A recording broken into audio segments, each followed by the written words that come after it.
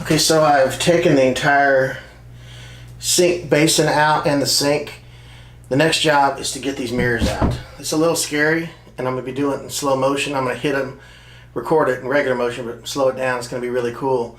I just don't want any of this glass falling on me because it could cut me and literally could cut an artery. It's very dangerous. This part of the job is the most dangerous part for sure.